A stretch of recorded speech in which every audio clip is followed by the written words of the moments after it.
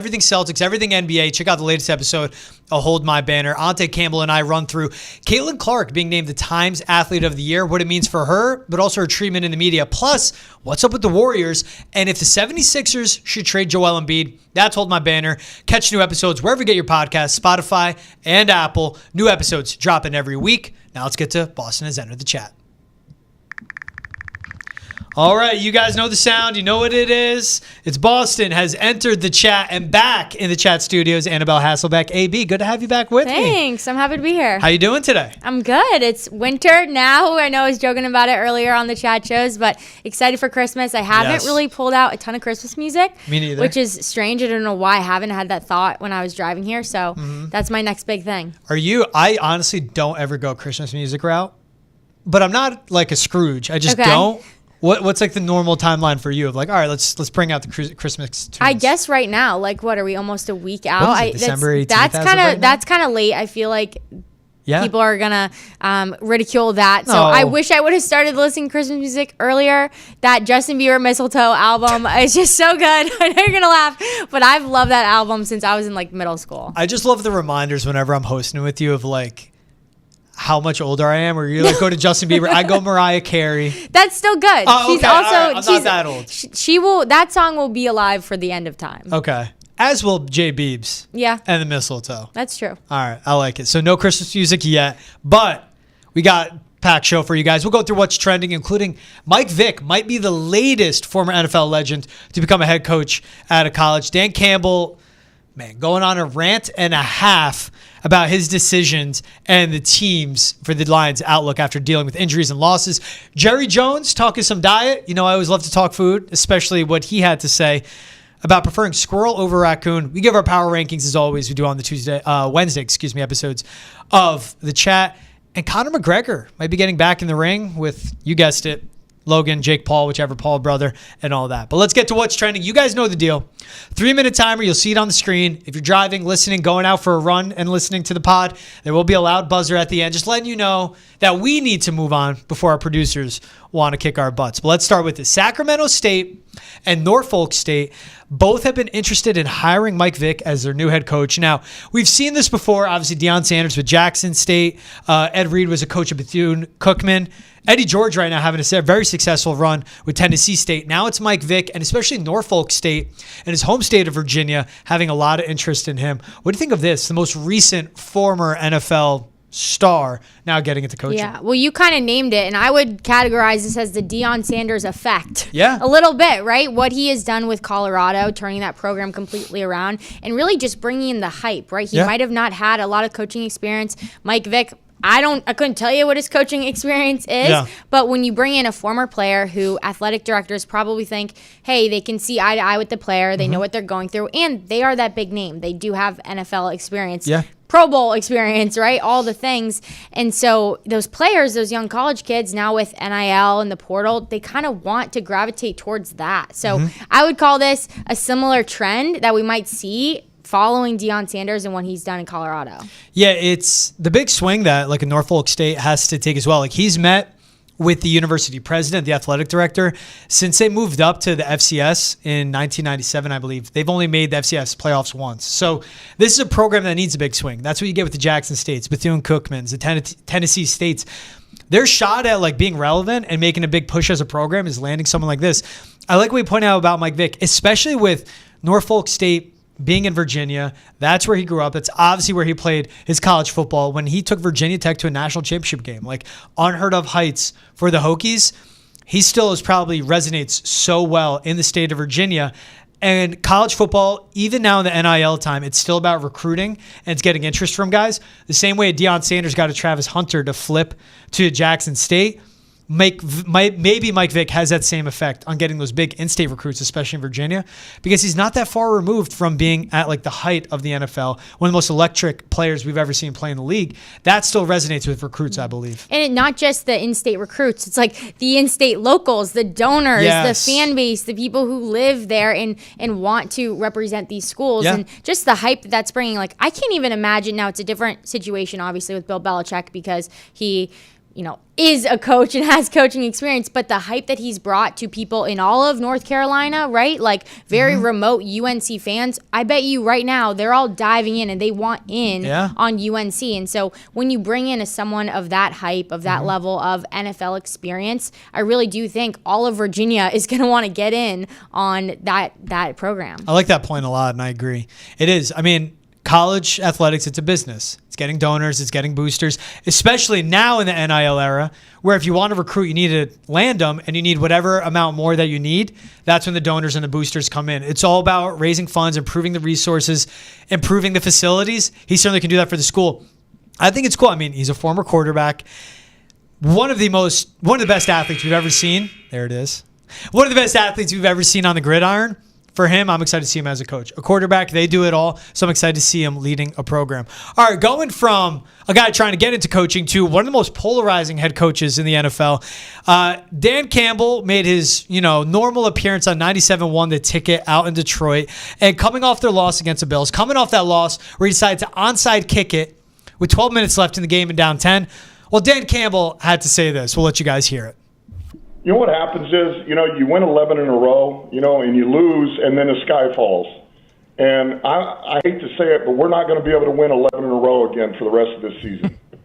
We're just not going to be able to do it. And, what happens is you get used to eating filet, and I'm talking to all of us, and everything's good. Life's good, but you forgot what it was like when you had nothing and you ate your molded bread, and it was just fine, and it gave you everything you needed. And sometimes you got to get punched in the mouth and remember what it used to be like to really appreciate where you are. And we'll do that. And so we got a bad taste in our mouth. We got kicked around the other day. We lost a few guys. And you know what? It's exactly what we needed. This is exactly what we needed. So we're going to bounce back. We're going to respond. We got guys that are about to have an unbelievable opportunity here.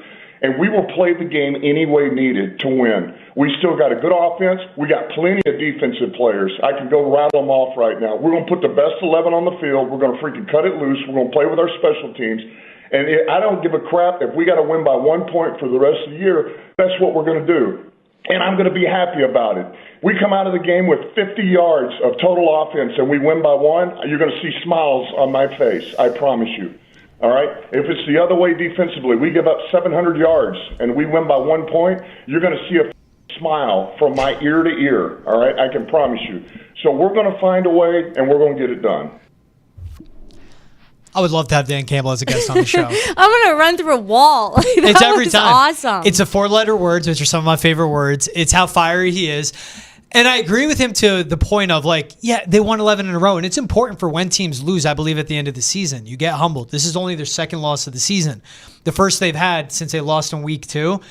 What's tough is, and he goes to point out the defensive players, they lost an Alim McNeill, who is honestly to me the linchpin of that defense because of what he does up the middle. They lost to Carlton Davis, who's a really good corner. And part of what they do so well, even once Aiden Hutchinson went down, they could play man on the outside. When you lose corners like that, it affects a lot of the defense. The offense will be fine. David Montgomery going down with the torn MCL is not good, but they have Jahmyr Gibbs. They have the offensive line. They'll be fine. The defense is what scares me, but I like this fire from him. Look, they have Bears, 49ers, and Vikings to end the season. For them, what they're looking at, it's not just winning a Super Bowl, but it's can they secure the 1 seed in the NFC? And we'll see. I mean, those are 3 winnable games, but that Minnesota game at the end will be really difficult. It'll be difficult. And like you said, half of their defense is gone, right? They don't have Aiden Hutchinson. But Aiden Hutchinson is also a guy who is sparking hope, just like Dan Campbell. I think he was on NFL Network earlier this morning talking about, hey, when we get to the Super Bowl, I'm going to be ready. And he's telling those guys in that facility, I am training to get back for that game. Yeah. So you need to get me there, right? And just imagine walking into that facility tomorrow and you see a guy who basically shattered his leg, has been sitting in a luxury suite watching the last games, right? He's not even really been down on the field with them for the majority of the season. Yeah. He's firing you up, and then you have Dan Campbell come out here and just bring hope to this locker room. If I'm the Eagles, if I am the Vikings, I'm kind of scared after that press conference just because when you have someone instill that type of hope and you say, hey, I don't care if we win by 1 point, we're going to be clawing tooth and nail. Yeah. That's a scary team. That's the coach part of it is motivating the guys because that's what Dan Campbell is. He lets Ben Johnson run the offense, lets Aaron Glenn run the defense. He delegates. He calls the major decisions like that onside kick. And that's for better or worse. I'm critical of it. I wouldn't have done that. But they weren't stopping the Bills. So it's now or never. Can you get a steal a 2-for-1 in that opportunity? You'd rather take the 5% chance of recovering the onside kick than basically the chance if they're going to score again. And they only lost by 6. They lost those guys, but he's right. And they weren't going to go undefeated all the way. And no team has in the history of the NFL since they've expanded past, the 72 season with the Dolphins, of course. But it's about losing in the right time. But his main message is they're going to be okay. Right. And that's what's important. And it's, yeah. No, you can keep going. No, go. Finish. Next man up mentality, right, is what this team has to do. Yeah. But there's also, it's like, yeah, well, your next man up is not as good as the first guy. So we'll see. It's beyond them. It's Anzalone as well, a linebacker. It's Alim McNeill. It's Aiden Hutchinson. It's Carlton Davis. It's a lot of guys. They still have talent there. The one thing at least you can bank on, that offense can outscore anybody in the NFL. They get matched up with the Eagles, though. That's going to be interesting. All right, from one awesome, great radio appearance to Jerry Jones being, Jerry Jones. He claims he prefers squirrel over raccoon. Now, he was asked on 105.3 The Fan if he's ever had raccoon because Panthers wide receiver Xavier Worthy brought it up. You see it on your screen. And Jones said, quote, "I've eaten a lot of raccoon. The answer is yes, but it's not uncommon at all. One of my favorites is squirrel. It's wonderful. We all had our favorite pieces. My mom and I would even ask for the brain of the squirrel. Delicious. Seriously." He grew up in the sticks of Arkansas. He lives in Texas now. Look, this sounds nuts. I've had cow tongue. I've had lamb brain. I've had frog legs. Okay. I would eat them all again. I would not eat squirrel. But if you're saying if you're saying you've eaten those, I feel like before you ate all of those, you were probably like, I'm not eating frog leg, right? Yes, okay, yes. so you just opened the door for you to have to try squirrel brain. Look, if I was in Arkansas or Texas and someone's like, "We're cooking squirrel," and I'm like, "Was this prepared the right way?" They say yes, I'd try it. I'm gonna dive in. Okay. I jump in. I don't dip my toe in the water. I would not. I grew up in Seattle, Washington, more salmon. Okay, then I come out here to Boston. That's more fish and chips. So I don't know if squirrel is really on the menu for me. What's the weirdest thing you've ever eaten then? I haven't eaten weird things. I couldn't think eater? of one. I wouldn't say I'm a picky eater, but I'm not a squirrel eater. You're not like an experimental eater. No. Right? Not even close. What if the one in Rome? What if? No, I don't in Arkansas, I don't do it. Fayetteville, visiting your friend that goes to University of Arkansas. I would need all my best friends around me to tell me that was the right thing to do. You ever watch Survivor growing up or The Actually, Challenge? not really. Fear Factor? No. No, okay. You wouldn't do well in those shows? shows? My aunt was on Survivor, though.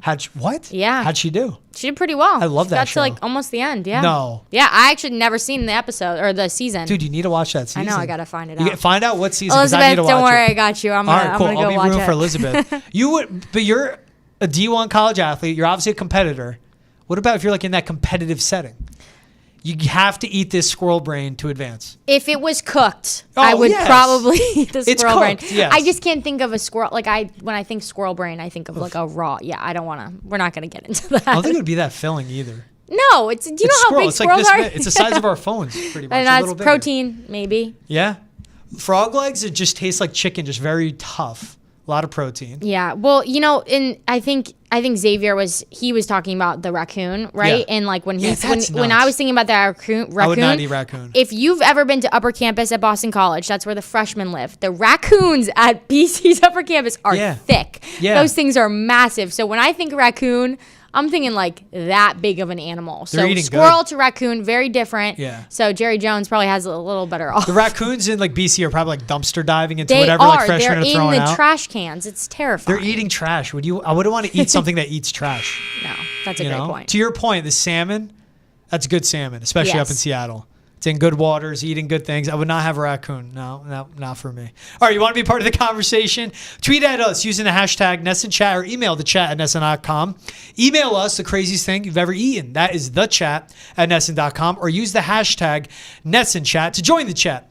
Boston has entered the chat. Is available on YouTube, Spotify, Apple, Amazon, and wherever else your podcasts are found. If you're watching on YouTube, hit the subscribe button as well. All right, favorite part of the week, AB? NFL Power Rankings. A lot of shakeups, especially at the top. But we'll start at 10. Who's your 10th team in your power rankings. Who is my 10th team? Okay, this was a little hard for me because I wanted to say the Chargers. I wanted to say, Tampa will probably be in the playoffs. Yeah. But I went with the Rams. They're most likely to win their division. They don't play a team with a winning record like the rest of the season. So I'm going to give them the benefit of the doubt here. Super Bowl winning coach, Super Bowl winning quarterback. Yeah. They won a big, Thursday night football game against the 49ers. So I'm going to have to go with them and their experience. I like that pick. I actually don't have the Rams in mind, but I definitely snubbed them because that's a team. There's always that team you don't want to face in the playoffs. Like if they get in, no one wants to play them because they could at least upset you once. That feels like this Rams team. It's Matt Stafford. It's obviously his great receivers. One of the best head coaches in Sean McVay. Offensive line's getting healthy. Really good D-line. Their secondary is not the best, but if you can win at the line of scrimmage and you have a quarterback you could count on in the clutch, that makes it impressive. The NFC West, like what a weird division it's been this year. And it's like the Rams can get in. Like the Seahawks can win it, but the Rams could get in. And that's such a tough competitive division too. Yeah, and this next weekend determines a lot in football, so I'm super excited for it. And you're right, that's why it was challenging for me to make this number 10 call, but 14 teams will be in, so we'll see. It's also the Chargers. I mean, they got blown out by the Bucs. With the Rams doing what they're doing, played better in the rain. I like that pick. At 10 for me, I have the Broncos. So I'm looking out west, more of AFC West, but they just beat the Colts 31-13. They got off to an awful start. And yes, it's Anthony Richardson, who's one of the least accurate quarterbacks in the NFL. But how good the defense is, how much Bo Nix has improved over the course of the season, where the first 7 weeks of the season, his 7 yards per attempt, were amongst the bottom in the NFL, and he wasn't really challenging defenses or pushing the ball downfield. But how good Sean Payton is, Bo Nix now has 20 passing touchdowns on the season, and he's improved week to week. It's this defense that makes the difference for me and all that. So that's why I like the Broncos at 10, but I like that Rams pick at 10. What about at 9? Who do you have at 9? Yeah, well, I like that Broncos pick as well, and that's another team that I wanted to get in there. And just to see the growth for Bo Nix throughout this season is really cool. And if I'm a Broncos fan, I'm really excited for the future. Yeah, I think they should be. I mean, you have your head coach and you have the quarterback, so it seems, and that's the most important thing. It's what Patriots fans are dying to see. They have the quarterback, dude. They have the head coach. But what's important with Sean Payton and Bo Nix is that playbook and that play calling isn't going anywhere because it is with the head coach. It's what the Packers have with LaFleur. It's what the Rams have with McVay. The 49ers have a Shanahan.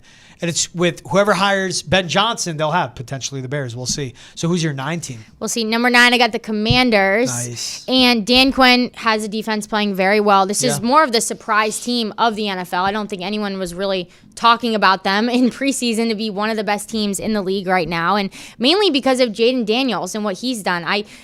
We don't usually see Heisman quarterbacks in their first year in the NFL play as well as he is. Yeah. He's also, like Bo Nix, could be one of the rookies of the year. So I'm banking on Jaden Daniels and this Commanders team. Zach Ertz did get a concussion on this last weekend, so we'll see how much that has an effect, but I have them at number 9. 9-5. They're good, and they still have a shot at, they don't have a shot at winning the division. The Eagles have it locked up, but what's so interesting with how the NFC is like at 9-5, and they possibly could miss the playoffs as a really good team with a really good quarterback. But that's how competitive the NFC is, with especially the North Division of what the Lions, the Packers, and the Vikings are all accomplishing. I like this Commanders team a lot. Again, they're a team though I have outside looking in when I go to my top rankings. They're good, but it's funny when a few weeks ago we go back, I'm like, there's the top 5 teams and there's everyone else to me. But now it's become like who the top 10 are actually. And there's so many good teams that it's like you could do a top 12, let's say, top 15, and it would all make sense of teams that could get into the playoffs. 9, and it's a far fall for me, but I have the Ravens at 9. And this is my team, like top 3, sometimes number 1, depending on the week. They just beat the Giants. It doesn't say much to me, but their secondary has been getting better at certain points, but it's still just not reliable enough. I can't bank on this defense. And this is like Lamar coming off a 5-touchdown game. That's what you want to see from him. Derrick Henry didn't have to be Derrick Henry. They're still trying to figure out the receiving group. I like this offense a lot. It's like the Lions where they can just outscore anyone, and that's what could win games. The defense is what concerns me.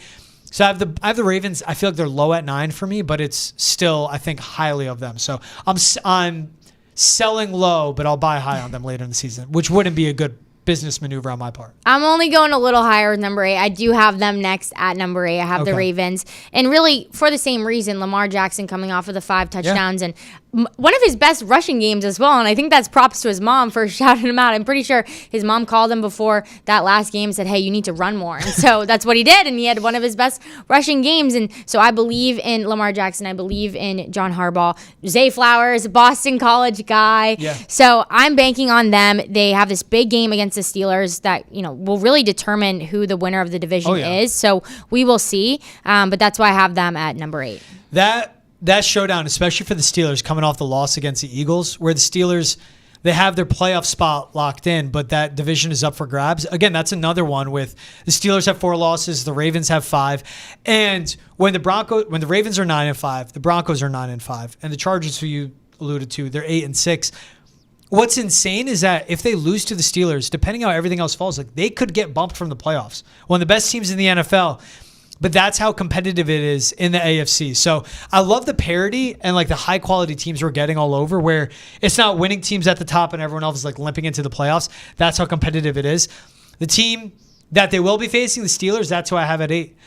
This defense, you got to give it to them. We'll see what happens with TJ Watt and what his timeline is, but the amount of depth they have on their defensive line, what they're getting from their secondary, and what this offense can be. Sure, the Steelers just lost to the Eagles. They didn't have George Pickens. That takes away a whole layer of the offense that is really important with the deep ball shots. But it's an experience at quarterback. To me, it's the best coach in the NFL this season with what Mike Tomlin is doing, making the shift at quarterback, making so many moves with deadline, with the free agency, making this team work with everything he has to manage. It's me banking on Mike Tomlin. That's why I have him at 8. But so I have the Steelers in the 8 spot for me. I have them in the 7 spot. Close. And really also, too, like I'm banking on the experience of Mike Tomlin and really now getting in the groove with Russell Wilson. I know the last game wasn't amazing, but so we'll see. We'll see with TJ Watt as well. He really wants to be back. It's going to be hard to wonder, will he sit himself out, right? This is a guy who does not want to miss a game. And this is a huge game, right? This will determine a lot for them. The tough thing with the Steelers, though, is that they do have not just Baltimore, but then it's the Chiefs and then the Bengals. So it's and I know the Bengals don't have the best record, but they are a really good team. So it will be hard, but I think with that experience, the Steelers always find a way to get in. I'm going to go with the Steelers at number 7. So we'll see there. Ravens, Chiefs, and then at the end, Bengals. The Chiefs have a tough same stretch, too. It's Texans, then Steelers, and then I believe they finish off the season against the Broncos. That's the Chiefs will be playing for the 1 seed in the AFC to hold on to it. That's the Steelers, same thing, locked in the playoff spot, but like division winner, are they in there? That's what they have to see. There's so much up in the air with them, and it's if they get George Pickens back, that's what gives their offense some strength again. So just ahead of the Steelers, I put the Houston Texans, and they only beat the Dolphins 20-12, but it's what that defense did. Like, they completely kept Tua out of sync. And you could say it's Tua Tagovailoa, but I don't care. This Dolphins offense with Tua is one of the best and most efficient in the NFL. What they were doing, mixing and matching, disguising their coverages with the secondary, how well Kalen Bullock, the rookie out of USC, was playing. When they're winning with their defense, with all the star power their offense has, and it still isn't there yet, that's what impresses me, especially matching up with an offense like the Dolphins. So they're just 9-5 again. Can they get in? We'll see. That division's really weak, so that's what makes it easy for them. But I just like how this defense is playing. The offensive line worries me. The receiver depth and health worries me, but at least their defense has it taken care of. 2 really good edge rushers and a good secondary that can play man coverage, and that's what's important in the playoffs.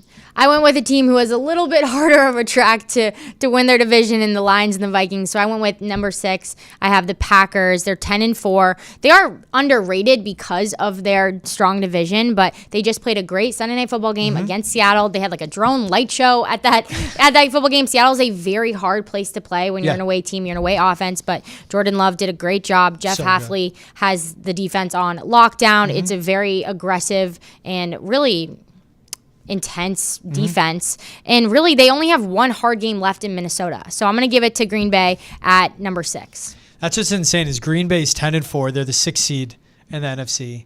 The Texans 9-5, clinch their division. So at worst, they're going to be the 4th seed. Maybe they work their way up to the 3. Again, it's just I keep going back to it. It's the differences we see between the NFC and the AFC and the seeding that makes it interesting. I have the Vikings at 6. I feel like I have them low, but it's a respect I have for the top 5. But it's how Sam Darnold has been playing recently. It's how good this defense is. And where they beat the Bears. It's not an impressive win, in my opinion, because the Bears haven't been good. But no. It's 30-12. They dominated. They handled them with ease. And it's Sam Darnold getting into the mix. It's Jordan Addison now consistently being the second best receiver, which he was last season, but working off of Justin Jefferson. And it's just the amount of layers this offense has to attack you and how aggressive this defense is.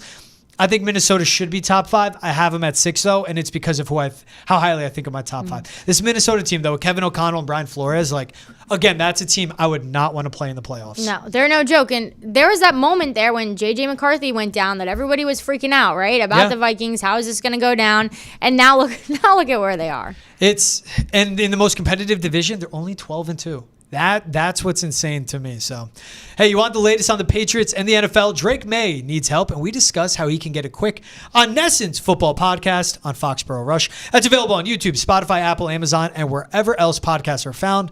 And if you're watching on YouTube, hit the subscribe button as well.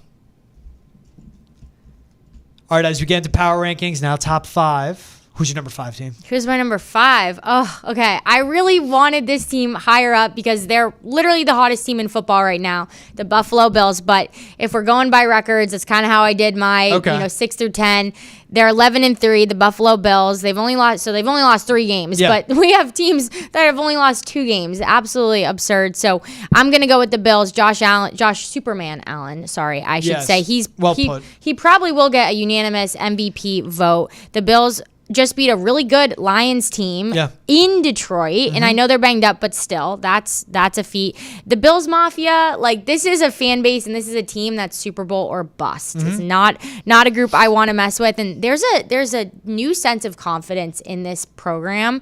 Mac Hollins getting that onside kick, that was kind of a risky move, right? He's not the Josh Allen of their team. He's kind of like the other role players, and here he is doing this one-hand grab. Thankfully, he got it. It could have tipped. They could have gone the other way, right? So I just see that move from someone who's not your Josh Allen. There is some type of cool confidence, swagger that this team has going on. I wish I had them higher, but they are breaking records. They scored in the last 2 games. They've scored 90 points offensively, and that's crazy, right? Yeah. So I wish I had them higher, but just because of that third loss, I have to have them there. But I think a huge thing with the Bills too is everybody talks about how tough they are in cold weather, right? ESPN does these 30-minute segments on people shoveling the snow in the stadium, which I'm gonna be honest, I don't know if I could do that. I don't follow a team closely enough to go shovel the snow before I sit down, but truthfully, they just won this game in a dome. And where's the Super Bowl? In a dome. Yep. So I think the tough factor with the cold isn't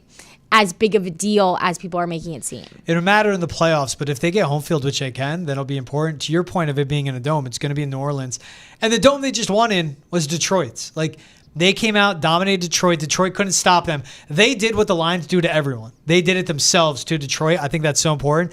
And to your point with Josh Allen, what does he have? 13 touchdowns over his last 3 games and no turnovers. Crazy. That's the most important part. I understand how massive the numbers are with how many touchdowns he has so far this season, 36.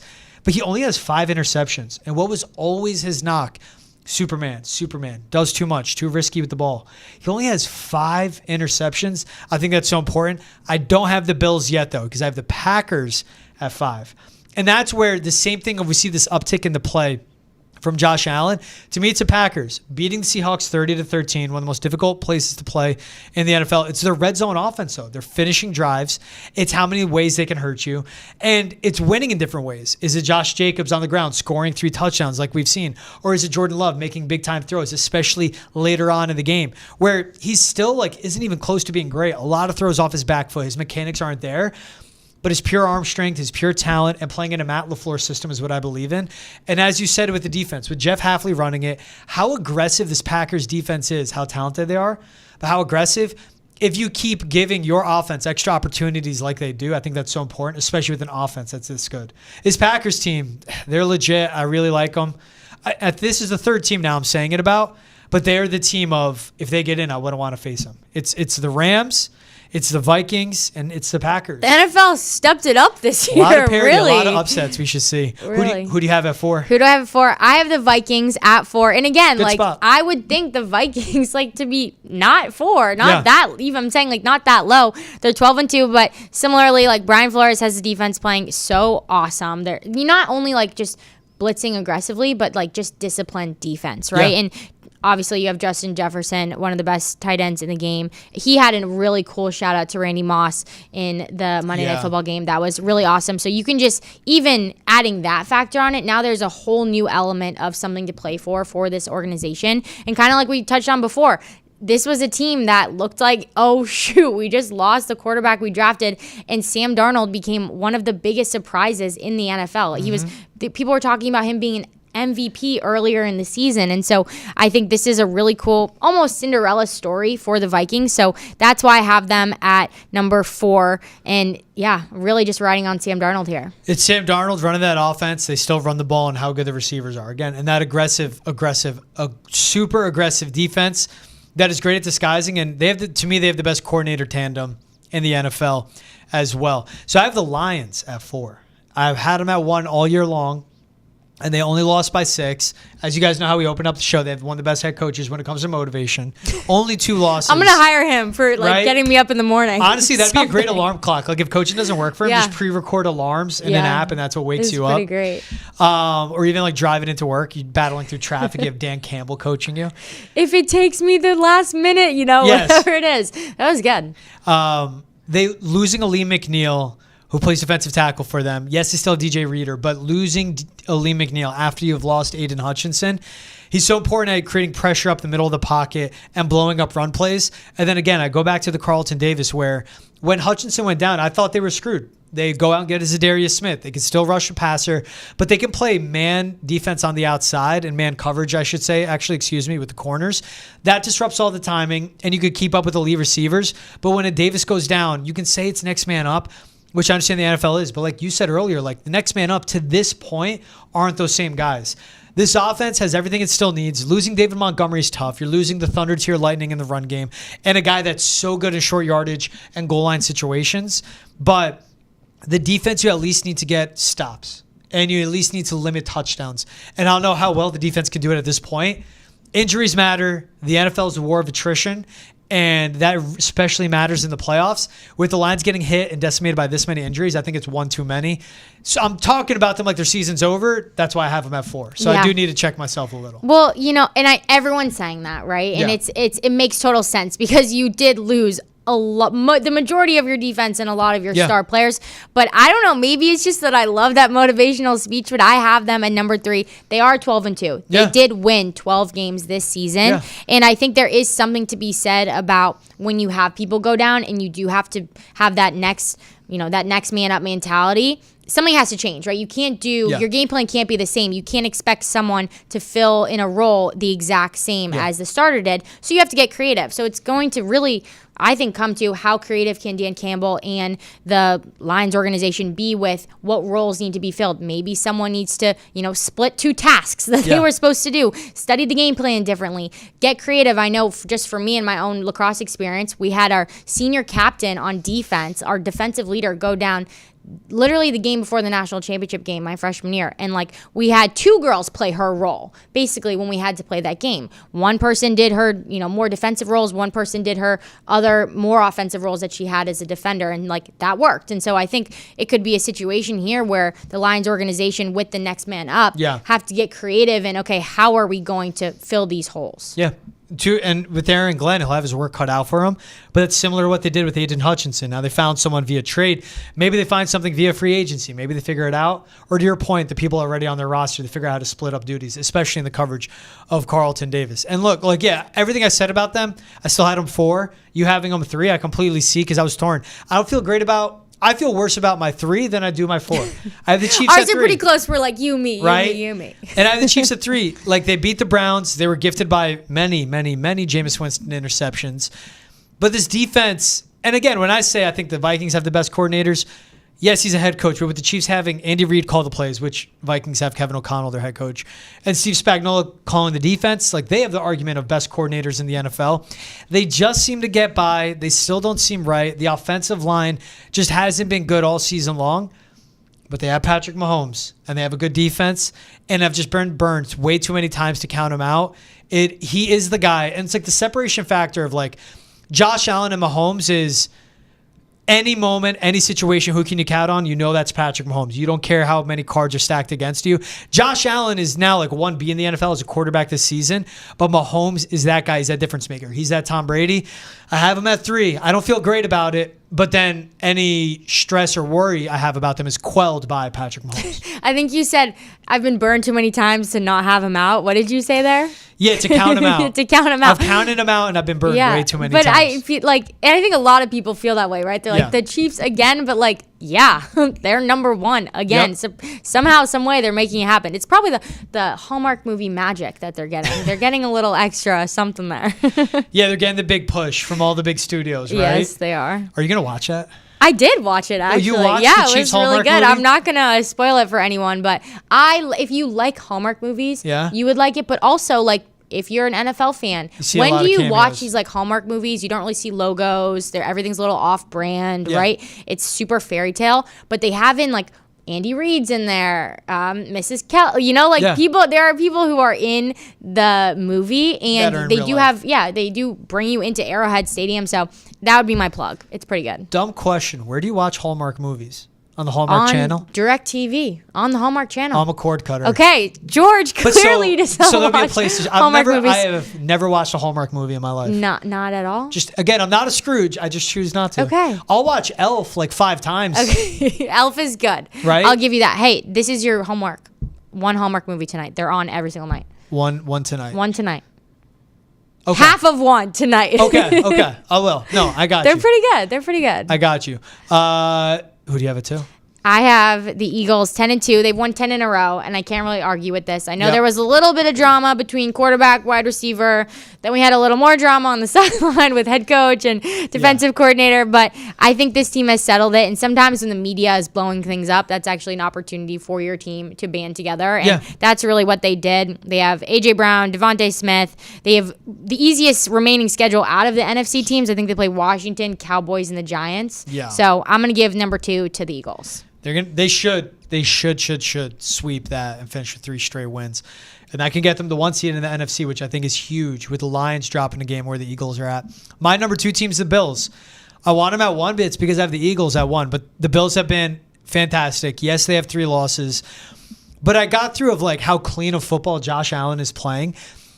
And then you watch him play, and it's like the throws he was making just to start the game against the Lions, like running out to his left. We talk about arm angles and the baseball type throws, but hitting James Cook, his starting running back, his Pro Bowl running back, on an in-breaker route, hits him perfectly in stride, and he goes for 20-plus yards. Then it's him hitting Ray Davis for pass catches as well. Sure, the receivers are great. Then he hits Keon Coleman down the field, 50-yard bomb that I don't think was higher than 15 yards off the field. Like, his arm strength is insane, but it's how this offense is playing, where I give credit to Joe Brady, where when they're matching up with the Lions, man corners, they're going, fine, you're going to take that away. We're just going to have in-breakers and beat you with our running backs matched up with the guys on your front 7. We're going to have better athletes there. We're still going to throw the ball downfield, and we're putting the ball in Josh Allen's hand. This defense, I don't know how they do it. At the age, I thought this season, AB, would be a soft rebuild for the Bills. With everyone they had to cut, everyone they had to trade away, losing Stephon Diggs, all of that, I go, you know what? They're going to win 9 games, maybe get in the playoffs, soft rebuilds, get ahead, Cap comes back next season, then they go. They're the second best team in the NFL right now, and it's because Josh Allen, how clean he's playing, how explosive he's playing, and like you said, unanimous MVP. He's put that case together the last 6 weeks of the season now. He should win MVP, and he's the reason why I have him at 2. Passing, rushing, and receiving touchdowns for Josh Allen this season. Only he could do it. So who do you have at 1? Chiefs? Number 1, my Hallmark team, the Chiefs. They're 13-1. You can't argue this for me if I'm going by the record. They've earned it. Patrick Mahomes, he is banged up. We'll see if he plays. I don't see a situation where he doesn't play in this game against Houston, knowing Patrick Mahomes and the competitor that he is. But I think they're in a good spot, even though they do have tough games coming up. It's Houston, and then I can't remember who else they have, but Houston, Pittsburgh on Christmas Day, and then it's at Denver, like you said earlier. And tough games. Yeah. But if you can get up and you can play a safer offensive scheme, maybe you throw Carson Wentz in there. This is a guy who could have been one of the Super Bowl quarterbacks with the Eagles, and then Nick Foles came in. He, one of the top draft picks, veteran quarterback. I think they're safe in that. So I got to go with the Chiefs because even though Patrick Mahomes is banged up, they have tougher games coming up.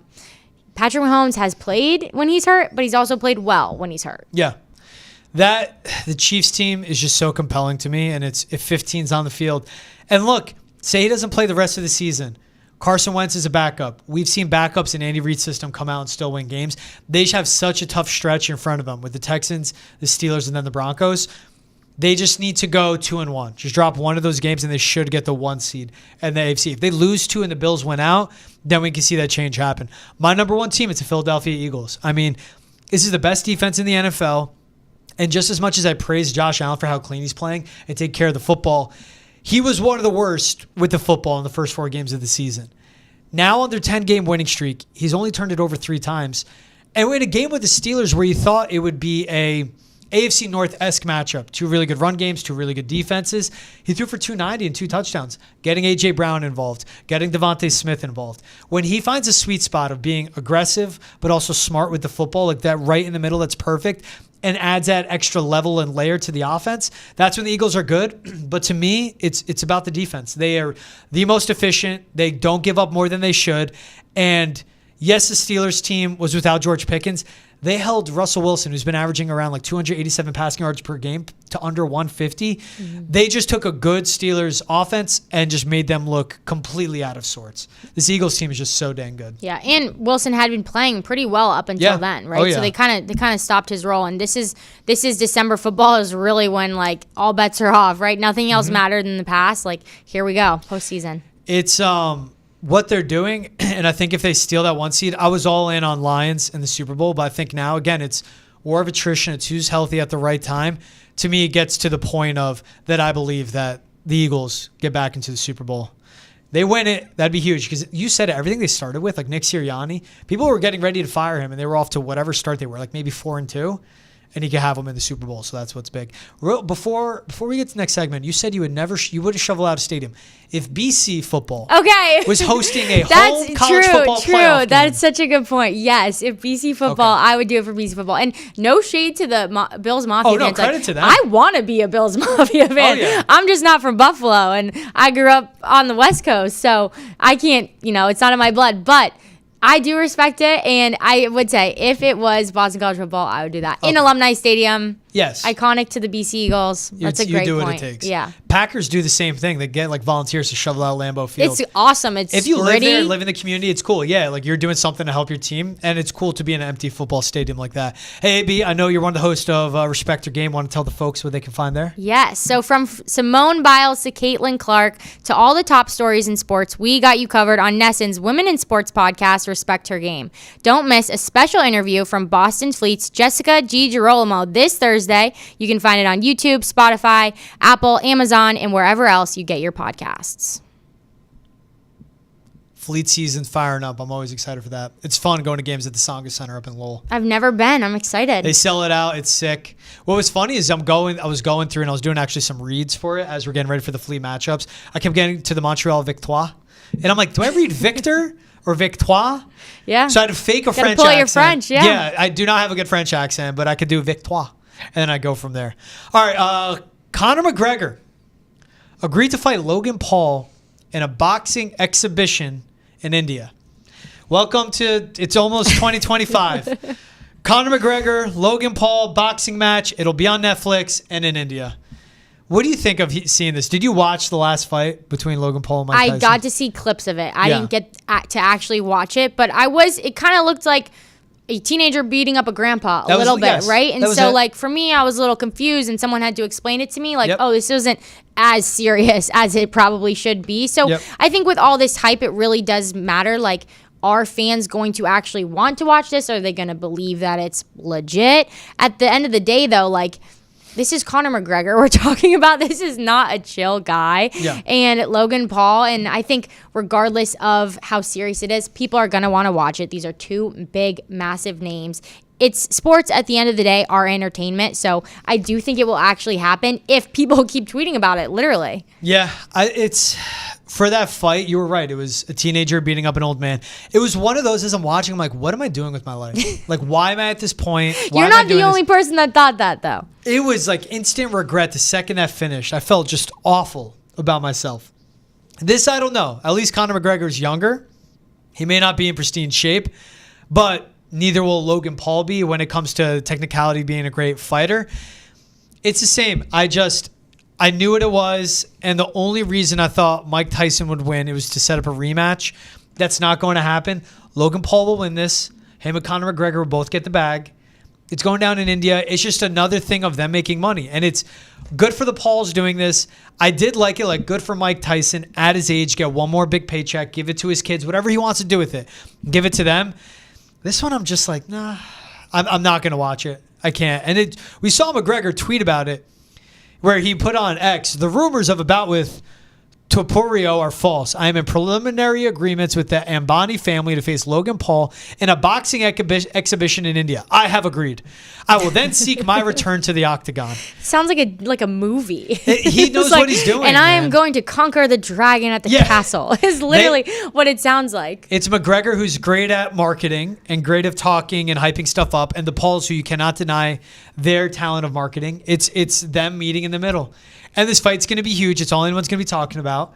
And right now on December 18th, I'm saying, Annabelle, I'm not going to watch it. Fast forward to whenever it's happening in India, and I'm going to tune in, and I'm not going to feel good about it. Yeah, you probably will, because that's kind of been the Paul brothers from the get-go. They've been into this entertainment, comedy. They like to get attention. They're always doing something that's viral or on trend. Yeah. When I first read this headline and I saw Paul brothers, I immediately thought, Paul brothers, I think teenagers from Vine who now have full beards is literally what I think, and are boxers, right? But like, they're doing it and they're making bank doing it, and people are watching. And so I think regardless of how serious this actually is, I think to Conor it is serious because of what he said there at the end, like, my return back to the octagon. Like, if you're gonna drop that, like, careful. Like, now the whole UFC community is involved. Yeah, and now with Conor getting in, and it is Logan, it's not Jake Paul. Like, Logan Paul maybe doesn't have the same draw that Jake does, but now it's like both brothers just setting themselves up for boxing fight. I get what they're doing. I hate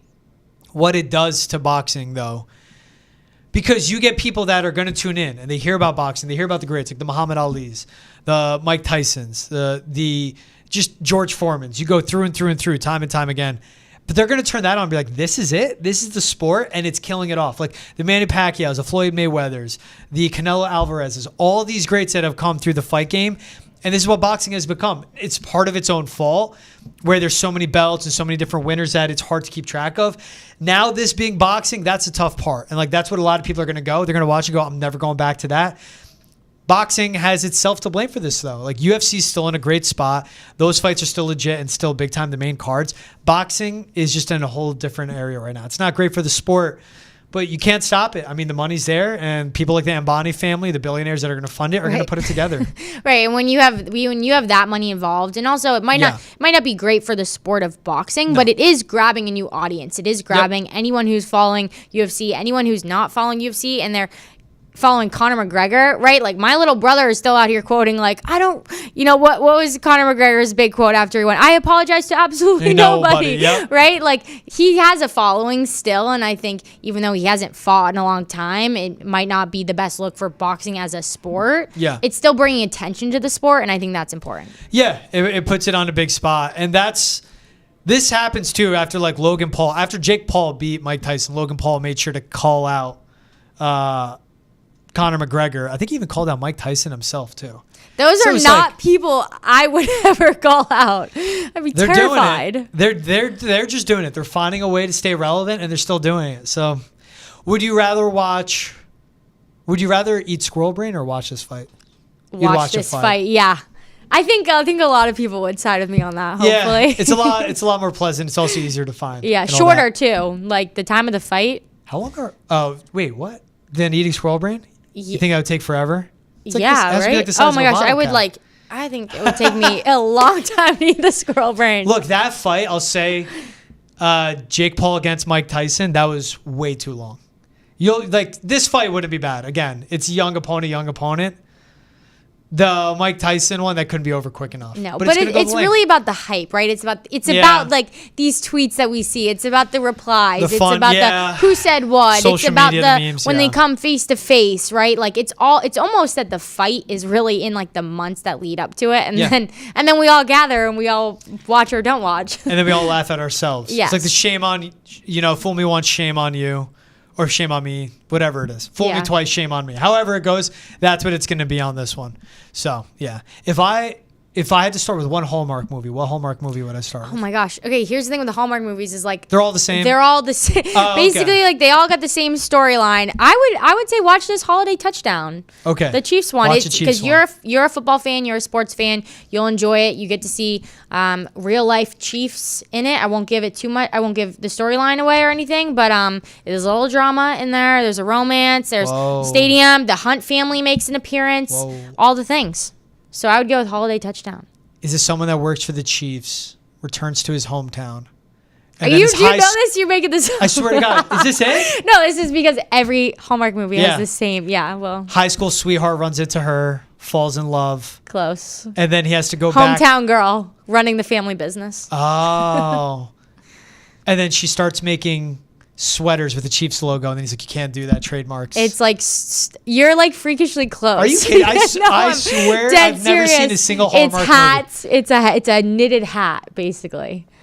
Is the I have to watch it. Now you have to watch it. How long do they go? Hallmark movies like an hour, like 20? Like an hour and a half. Yeah, maybe. That's nothing. That's easy. Yeah, maybe quicker. But they're on all the time, so you don't even have to watch Holiday Touchdown to watch a Hallmark movie tonight. I feel like Hallmark should like hire me at this point. I feel like I've given them like more ads than anything. Yeah. Sponsor my girl AB. Put me in it. I could be Sponsor the chat. in the Hallmark movie as well. Yeah, we'll be pushing all your movies, all your channels, all your streaming services. I'll become an avid Hallmark movie fan. But if you don't watch Hallmark movies and you might not be listening to Christmas music, what's your one like during this December? What are you doing?